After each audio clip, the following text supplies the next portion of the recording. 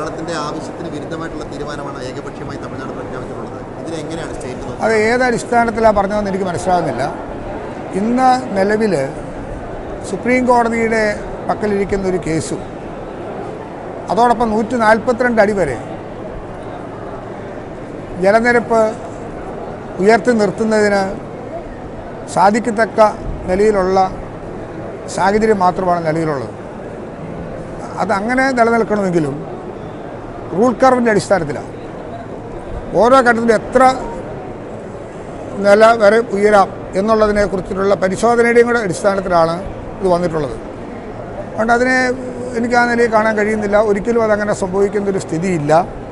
മാത്രമല്ല, സുപ്രീം കോടതിയിലെ കേസുമായി ബന്ധപ്പെട്ടിട്ട് പരിശോധിച്ചാൽ പോലും സമീപകാലത്തുണ്ടായൊരു മാറ്റം തേക്കടിയിലെ മെഗാ കാർ പാർക്കുമായി ബന്ധപ്പെട്ട് ഉണ്ടായ ഒരു വിഷയം പരിശോധന ഘട്ടത്തിലാണ് തമിഴ്നാട് സുപ്രീം കോടതി ഹാജരായ അവരുടെ അഭിഭാഷകൻ വാദിച്ചത് ഇത് തമിഴ്നാടിൻ്റെ ലീസ് ഏരിയയിലാണ്. അവിടെയാണ് നമ്മൾ വാദിച്ചത് ഇത് നമ്മുടെ സ്ഥലത്താണ്. അവിടെ സർവേ ഓഫ് ഇന്ത്യയോട് ഈ കാര്യത്തിൽ പരിശോധിക്കാനായിട്ട് സുപ്രീം കോടതി കൊടുത്ത നിർദ്ദേശത്തിൽ സർവേ ഓഫ് ഇന്ത്യ ഇക്കാര്യത്തിൽ പരിശോധിച്ച് റിപ്പോർട്ട് നൽകി. അതിൽ അത് കേരളത്തിൻ്റെ ലാൻഡാണെന്ന് കണ്ടെത്തി. അത് തന്നെ നമ്മളെ സംബന്ധിച്ചിടത്തോളം ഏറ്റവും പ്രധാനപ്പെട്ട ഒരു കാര്യമാണ്. അത് സുപ്രീം കോടതിക്ക് സമർപ്പിച്ചിട്ടുണ്ട്. പാട്ടക്കരാറിന് പുറത്തുള്ള കേരളത്തിൻ്റെ 1 ഇഞ്ച് ഭൂമി പോലും വിട്ടുകൊടുക്കുന്ന പ്രശ്നം ഉദിക്കുന്നില്ല.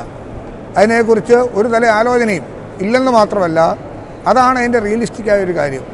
അപ്പം അവർ തന്നെ കോടതി ചലഞ്ച് ചെയ്തു. അത് സർവേ ഓഫ് ഇന്ത്യ പരിശോധിച്ചു. അത് സുപ്രീം കോടതി നൽകി. അത് കോടതിക്ക് ബോധ്യമായി.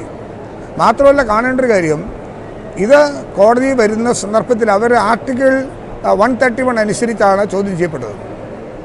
അങ്ങനെയെങ്കിൽ കാണേണ്ടത് എന്താ? ഒന്ന് state to state or state to union. ആ 1886 കരാർ വരുന്ന സമയത്ത് അങ്ങനെ സ്റ്റേറ്റുകളില്ല, ഇതുമായി ബന്ധപ്പെട്ട യൂണിയൻ ഗവൺമെൻറ് ഇല്ല. അപ്പോൾ ഈ പാട്ടക്കരാറിനെ കുറിച്ച് അങ്ങ് ഉയർത്തിയിരിക്കുന്ന പ്രശ്നം കുറേ കൂടി ഗൗരവപരമല്ലയോ എന്ന തലത്തിലേക്ക് കോടതി കണ്ടെത്തി. തമിഴ്നാട് നൽകിയ മെഗാ കാർ പാർക്കിംഗ് ഏരിയയെ ബന്ധപ്പെട്ട ഹർജി മുല്ലപ്പെരിയാർ കരാർ പുനഃപരിശോധന തലത്തിലേക്ക് വരെ എത്തിയിട്ടുണ്ടെന്നുള്ളതാണ് കോടതിയുടെ പരാമർശത്തിൽ നിന്ന് നമുക്ക് ബോധ്യപ്പെടുന്നത്. മാത്രമല്ല, സ്റ്റേറ്റ് റീഓർഗനൈസേഷൻ ആക്ട് 1956 അടിസ്ഥാനത്തിൽ സ്വാതന്ത്ര്യലബ്ധിക്ക് മുമ്പ് ഭരണഘടന നിലവിൽ വരുന്നതിന് മുമ്പുണ്ടാക്കിയ കരാറുകളുടെ സാധൂകരണവും സുപ്രീം കോടതി പരിശോധിക്കുന്നതിലേക്ക് എത്തിച്ചേർന്നിട്ടുണ്ട്. കേരളത്തെ സംബന്ധിച്ച് ഇത് പ്രതീക്ഷ നൽകുന്നൊരു കാര്യമാണ്.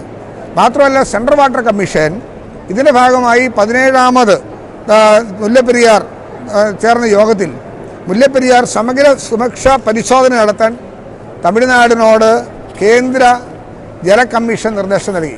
അപ്പോൾ വർഷങ്ങളായി നമ്മൾ ഉന്നയിക്കുന്നൊരു ആവശ്യമായിരുന്നു, സമഗ്രമായൊരു പരിശോധന നടത്തണം, വിദഗ്ധരെ ഉൾപ്പെടുത്തിയൊരു പരിശോധന നടത്തണം, ഈ ആവശ്യം അംഗീകരിക്കണം.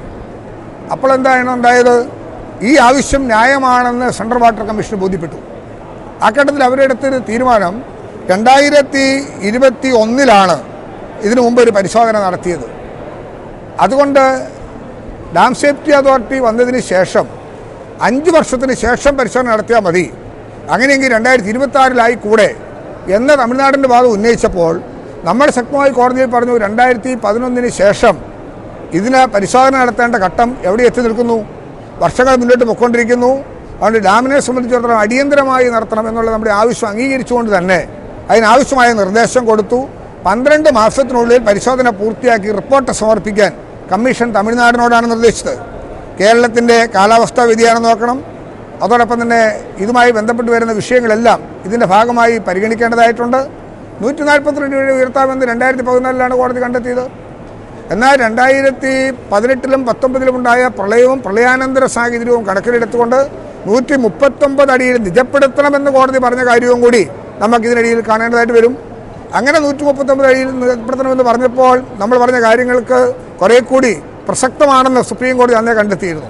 എന്നാൽ തുടർന്ന് വന്ന കാലാവസ്ഥാ വ്യതിയാനം, തുടർന്നുണ്ടായ ആഗോള പ്രതിഭാസങ്ങൾ, ഇപ്പോൾ നിലവിലുണ്ടായിക്കൊണ്ടിരിക്കുന്ന വിഷയങ്ങളെല്ലാം പരിഗണനാർഹമായി പരിശോധിക്കുമ്പോൾ തീർച്ചയായിട്ടും നമ്മൾ പറഞ്ഞ കാര്യങ്ങൾ വസ്തുതയാണ് എന്ന് കണക്കിലെടുക്കേണ്ട ഒരു സ്ഥിതിയിലേക്കാണ് വരുന്നത്.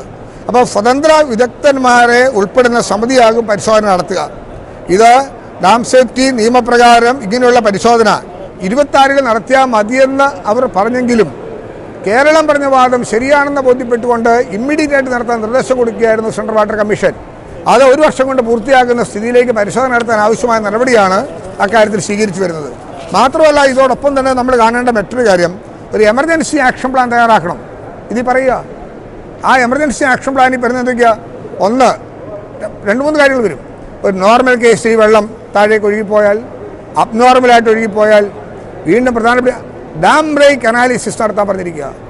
അതുവരെ ഉൾപ്പെടുത്തിക്കൊണ്ടിട്ടുള്ള ഒരു ആക്ഷൻ പ്ലാൻ തയ്യാറാക്കാനും ഇതിൻ്റെ ഭാഗമായി തന്നെ CWCയുടെ 17ാമത് യോഗത്തിൽ തമിഴ്നാട് നിർദ്ദേശം കൊടുത്തിട്ടുണ്ട്.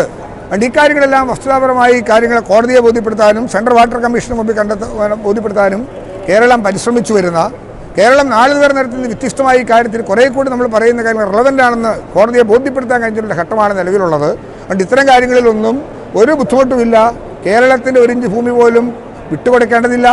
എന്നാൽ ഞങ്ങൾ കാണുന്നൊരു വിഷയമുണ്ട്. സംസ്ഥാനത്തിൻ്റെ താല്പര്യം സംരക്ഷിക്കലെന്ന് പറയുന്നത് ഇവിടെ ഒരു പുതിയ ഡാം ഉണ്ടാവുക, അല്ലെങ്കിൽ അതുമായി ബന്ധപ്പെട്ട മറ്റ് കാര്യങ്ങൾ ശ്രദ്ധിക്കുക എന്നതിനോടൊപ്പം തന്നെ തമിഴ്നാടിന് ആവശ്യമായ ജലലഭ്യത ഉറപ്പുവരുത്തുന്ന കാര്യത്തിൽ വീഴ്ച ഉണ്ടാകരുത്. തമിഴ്നാടിന് വെള്ളം കൊടുക്കാം, ഒരു സുരക്ഷാ ക്രമീകരണങ്ങളുടെ ഭാഗമായും അതോടൊപ്പം നമ്മുടെ ജീവൽ പ്രശ്നമായും കണ്ടുകൊണ്ട് ഇത്രയും പഴക്കമുള്ളൊരു ഡാം എന്ന നിലയിൽ ഒരു പുതിയ ഡാം ഉണ്ടാകണമെന്നുള്ള കൺസെപ്റ്റ് തമിഴ്നാടും കേരളവും തമ്മിൽ ആലോചിച്ച് തീർച്ചയായിട്ടും ചെയ്യാൻ കഴിയും. ഔട്ട് ഓഫ് കോർട്ടിൽ ചില ഡിസ്കഷൻസ് ആകാം, അതിനുള്ള സാഹചര്യങ്ങൾ ഉണ്ടാകും. ആ പ്രതീക്ഷയാണ് കേരളത്തിനുള്ളത്. സുപ്രീം കോടതി നിലവിലുള്ള കേസിൽ കേരളത്തിൻ്റെ വാദങ്ങൾ മുന്നോട്ട് കൊണ്ടുപോകുന്നതിനോടൊപ്പം തന്നെ സെൻട്രൽ വാട്ടർ കമ്മീഷൻ പറഞ്ഞ കാര്യങ്ങൾ സമയബന്ധിതമായി പൂർത്തീകരിക്കാൻ തമിഴ്നാട് ശ്രദ്ധിക്കും. അതോടൊപ്പം തന്നെ മുമ്പ് ഞാൻ സൂചിപ്പിച്ചതുപോലെ എമർജൻസി ആക്ഷൻ പ്ലാനും കൂടെ പൂർത്തിയാകുമ്പോൾ നമ്മൾ പറഞ്ഞ കാര്യങ്ങളുമായി ബന്ധപ്പെട്ട പ്രശ്നങ്ങൾക്ക് പരിഹാരം ഉണ്ടാക്കാൻ കഴിയുന്ന ഒരു സാഹചര്യം രൂപപ്പെടുമെന്ന് തന്നെയാണ് കേരളത്തിൻ്റെ വിചാരം. ഇതെന്തുകൊണ്ടാണ് കേരളത്തിന് ഇത് മനസ്സിലാവാതെ പോകുന്നത്? കേരളത്തിൻ്റെ ആവശ്യം എന്തുകൊണ്ടാണ് തമിഴ്നാടിന് മനസ്സിലാവാതെ പോകുന്നത്? അങ്ങനെ വരാൻ പാടില്ല. അങ്ങനെ പറഞ്ഞത് ഞാനത് പറഞ്ഞല്ലോ, ഏത് മീറ്റിങ്ങിലാണ് ഇത് പറഞ്ഞതെന്ന് എനിക്ക് ബോധ്യപ്പെടാൻ കഴിഞ്ഞിട്ടില്ല. ഞാൻ ഈ കാര്യങ്ങൾ പറയുന്നത് 2 സ്റ്റേറ്റിൻ്റെയും താല്പര്യങ്ങൾ സംരക്ഷിക്കാനും ജനങ്ങളുടെ ജീവൻ്റെയും സുരക്ഷയുടെയും ഭാഗമായി ഇരു സംസ്ഥാനങ്ങളിലും ഇത്തരം കാര്യങ്ങൾ ഗൗരവപൂർവ്വമായി കാണാനും വിലയിരുത്താനും വേണ്ടിയാണ്. കോടതിയിൽ ഒരു കാര്യങ്ങൾ പരിഗണനയിലിരിക്കുന്നുണ്ടെങ്കിൽ പോലും ഔട്ട് ഓഫ് കോർട്ടിൽ ചർച്ച ചെയ്യപ്പെട്ട് പരിഹരിക്കാൻ കഴിയുന്ന രീതിയിൽ പ്രശ്നം പരിഹരിക്കാൻ കഴിയത്തക്ക വിധത്തിൽ സൗഹൃദമായി പോകേണ്ട 2 സംസ്ഥാനങ്ങളാണ്. അതാണ് ഞാൻ പറഞ്ഞത്. തമിഴ്നാടിന് ജലലഭ്യത ഉറപ്പുവരുത്തിക്കൊണ്ട് തന്നെ ഇവിടെ സേഫ്റ്റി മെഷർമെൻറ്റിൽ ഡാം ഉണ്ടാവുക എന്നുള്ള കൺസെപ്റ്റ് കേരളത്തിൻ്റേത്. തീർച്ചയായും അവരുമായി സംസാരിക്കാനുള്ള അവസരങ്ങൾ ഉണ്ടാകുമെന്ന പ്രതീക്ഷയിൽ തന്നെയാണ്. അതിനു വേണ്ടിയിട്ടുള്ള തയ്യാറെടുപ്പുകൾ, DPR, അതിനാവശ്യമായ കാര്യങ്ങളെല്ലാം സംസ്ഥാനം ഏത് തലത്തിലും തയ്യാറാണ്. അതിനാവശ്യമായ ഒരുക്കങ്ങളും നടത്തി കഴിഞ്ഞിട്ടുണ്ട്. പുതിയ ഡാം എന്ന ആശയത്തോട് തമിഴ്നാട് സഹകരിക്കുന്നുണ്ടോ? അല്ല, കാര്യങ്ങൾ ഇപ്പം കോടതി നിൽക്കുന്ന ഒരു പ്രതീക്ഷമാണല്ലോ. ഇനി ഔട്ട് ഓഫ് കോർട്ട് ചില ഡിസ്കഷൻസ് ചെയ്താൽ അത്തരം കാര്യങ്ങൾ സംയുക്തമായി ആലോചിച്ച് ഒരുമിച്ച് നടത്താൻ കഴിയുന്ന സാഹചര്യം ഉണ്ടാകും എന്നുള്ള ശുഭപ്രതീക്ഷയാണ് പറഞ്ഞത്. 2 മുഖ്യമന്ത്രിമാർ കഴിഞ്ഞ ദിവസം കൂടിക്കാഴ്ച നടത്തിയപ്പോൾ ഇത്തരം കാര്യങ്ങളൊക്കെ ചർച്ചയിൽ വന്നു. അത്തരം കാര്യങ്ങൾ എങ്ങനെ വേണമെന്നതിനെക്കുറിച്ച് ചർച്ച ഉണ്ടായോ എന്നുള്ളത് ഞാനുമായി ചർച്ച ചെയ്യപ്പെട്ടിട്ടില്ല. എങ്കിലും സൗഹാർദ്ദപരമായിട്ടുള്ള ഒരു സന്ദർഭം ഉണ്ടാകാനുള്ള എല്ലാ സാധ്യതയും ഞാൻ ആ കാര്യത്തിൽ കാണുന്നുണ്ട്. കാര്യം ഇരു വിഭാഗത്തിൻ്റെയും ഇരു ജനതയുടെയും താല്പര്യങ്ങൾ സംരക്ഷിക്കത്തക്ക വിധത്തിലുള്ള ഒരു ഫോർമുലയാകും തീർച്ചയായിട്ടും രൂപപ്പെടേണ്ടത്. അപ്പോൾ നമുക്കൊരു സേഫ്റ്റി മെഷർമെൻറ്റ്സ് രൂപപ്പെടുന്നതോടൊപ്പം തന്നെ ജലലഭ്യത ഉറപ്പുവരുത്താനുള്ള തമിഴ്നാടിൻ്റെ കാര്യങ്ങളും പരിഗണിക്കത്തക്ക വിധത്തിലുള്ള കാര്യങ്ങൾ ക്രമപ്പെടുത്താൻ കഴിയുമെന്നുള്ള ശുഭപ്രതീക്ഷയാണ് എനിക്കുള്ളത്.